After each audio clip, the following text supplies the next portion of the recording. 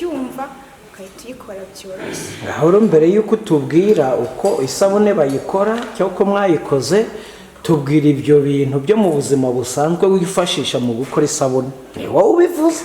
Urugero turajya tuvuga tuti hakenerwa amavuta ayo twita palm oil cyangwa se amamesa.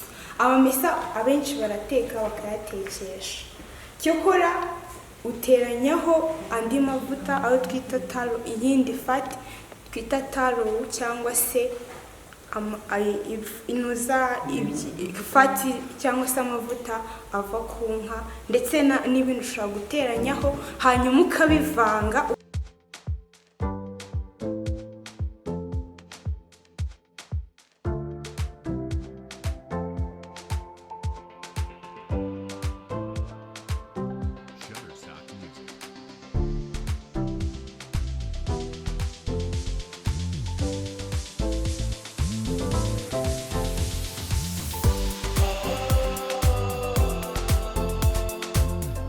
Shutterstock Music.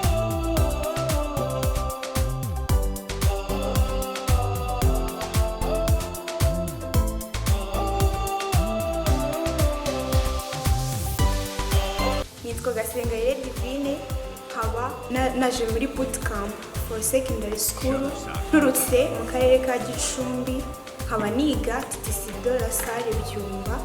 Ubu nkaba nimukiye mu mwaka wa gatandatu, ariko twebwe aho twita EF3, nkaba niga SMEA. Mwatangiye iyi bootcamp ejo kandi hari byinshi mumaze kubona.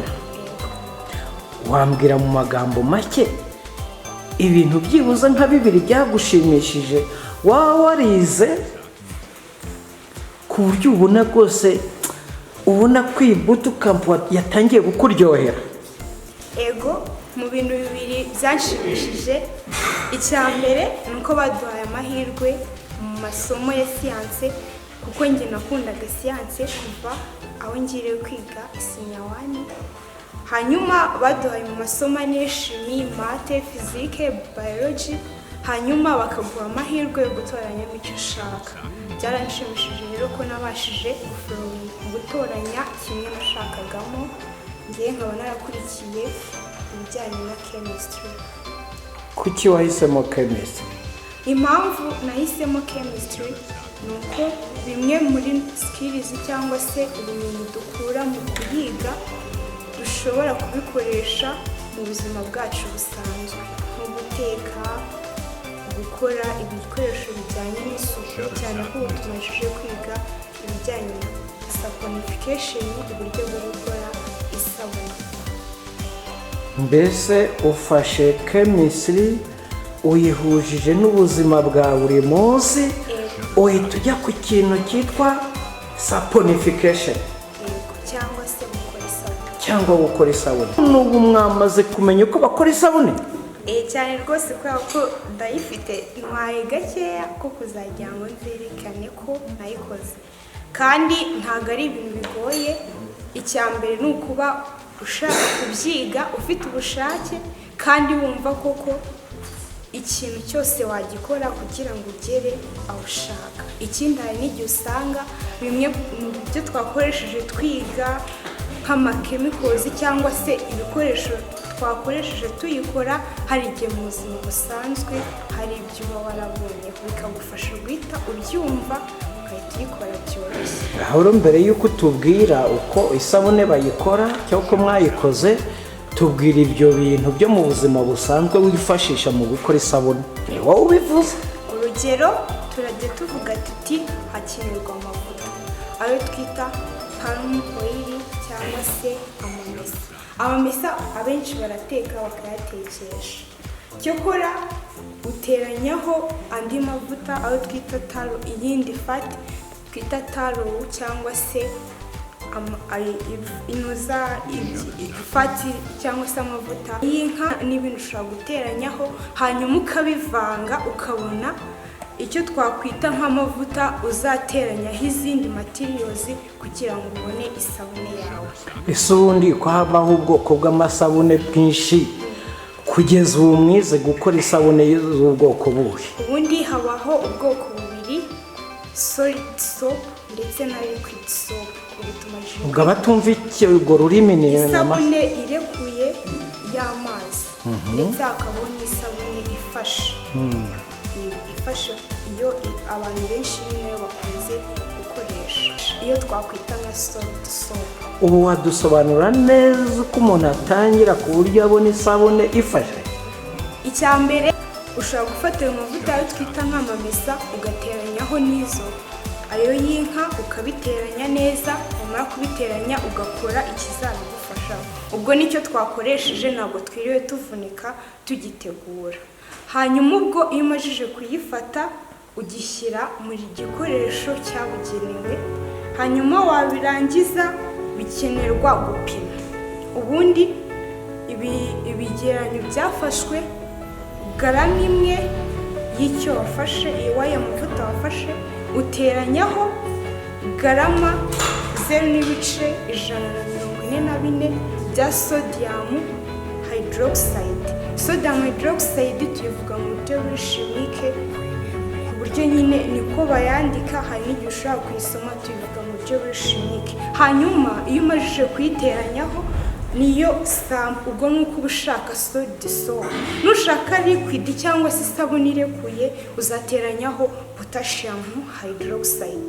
ubwo byo ni ibindi bizakurikiraho tuzabyiga, ariko iyo tumejeje kwiga niyo dukoresha sodium hydroxide kugira ngo tubone isabune ifasha.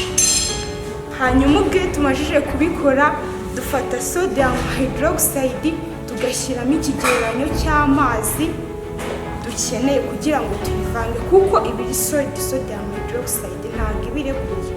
n'ayo mavuta twakoresheje byose biba bifasha. ubwo urabanza ugafata, ubwo ni step ya kabiri. step ya mbere ni ugutunganya ibyo bikoresho, amabika uri bukoreshe sodium hydroxide, ayo mavuta uri bukenere.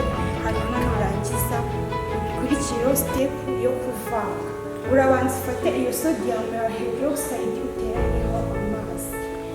ushobora gukoresha mililitiro kugira ngo ni mililitiro z'amazi ukoresha.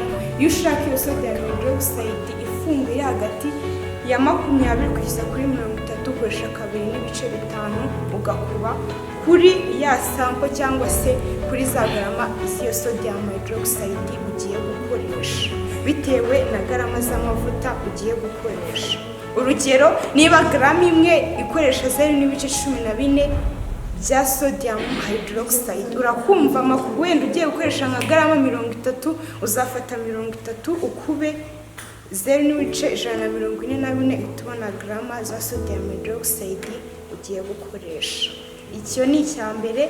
indi procedures ufata ni ugucanira amavuta. ubundi iyo reaction ibaho iyo ufashe amazi ugashyira muri sodium hydroxide iba ari exothermic. mbese iyo ukoze kuri iyo bika uba wumva ishyushye. ubwo ukoresha bwa bushyuhe buba buri mu rugero. ya mavuta yawe yimajije kuyashongesha wayacaniriye ukora buryo ki aba akazuyazi. urugero nk'ubwo iyo sodium hydroxide babigiye gukoresha. ubwo ni iya gatatu. icya kane ukora ni ukuvanga. ufata ya mavuta yawe ukavangamo nayo sodium hydroxide wafunguje amazi ukajya nyine ubivanga. ntabwo uhita usukamo rero, ugenda ufata ugakoroga usukamo udutonyanga dukeya ukoroga. iyo umajije gukoroga neza ubona nyine wakoroza, ukoroga igihe kirekire bigafatana. byamara gufatana ukongera ugafata ugacanira nyine, ariko ugacanira ushobora gukoresha gaze, ushobora gukoresha n'ikindi kintu, ushobora gukoresha kuri dogere Celsius ugakomeza uvanga. wamara rero kuvanga, iyo ukozeho ukumva binyerera bitagufata, bishayininga cyangwa se binyerera, ukumva nuyikoraho itagufata, ukomeza kuvanga. ubwo ugeze kuri step ya nyuma, iyo ukarabye ubona ishobora kuzana urufuro.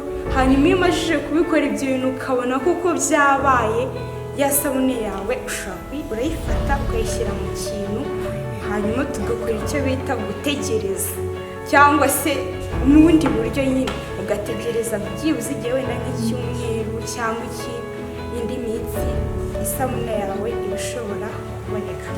Gusa ntabwo nyine iyo sabune aba nyine wenda iy'amavuta niyo wongeyemo iyo mabezi, iyo sabune nyine akenshi iratuba nyine, byagutwara nyine n'igishoro kinini kugira ngo nyine ube wabasha kuyigira. Ubwo twongera n'ibindi bintu, hari ibyo twita fillers mu cyongereza, ibyo ni ibyongera fillers nyine ni ibyongera volume yayo, ukabona nyine iragenda itubuka. Hari n'ibindi mu ndimi nyine z'icyongereza cyangwa z'amahanga twita breeders zo ziyongerera quality. Hanyuma rero ikindi nakongeraho, hari byiza gukora titration cyangwa se gupima ukabona saponification value. Saponification value bivuze ngo ni ingano y'inuza ya base cyangwa se sodium hydroxide cyangwa potassium ikenewe kugira ngo yivange n'amavuta y'isabune. Ubwo nyine iyo bitaringaniye biba bishobora gutera ibibazo. Numva nintangiza kwiga nzigisha, wenda nibishoboka ko nigisha numva nzafasha aba bana nyine akenshi baba bafite impano nyine, nkagenda mbunganira nkabafasha mu myigire nabo bakazagira ubwenge, kuko nyine aho tugeze ntabwo ari ukugenda ngo twige tuboroke cyangwa se ngo dukore ibindi bintu, mu gukora practice tukaba erega na buriya umwana umwigishije ati ugomba gukora ibintu mu rugero. Hari igihe usanga nko mu rugo agiye guteka ntazi gupima ibiryo bateka, ugasanga rimwe barabitetse ntibibahagije ubundi birasigaye. Mba numva nyine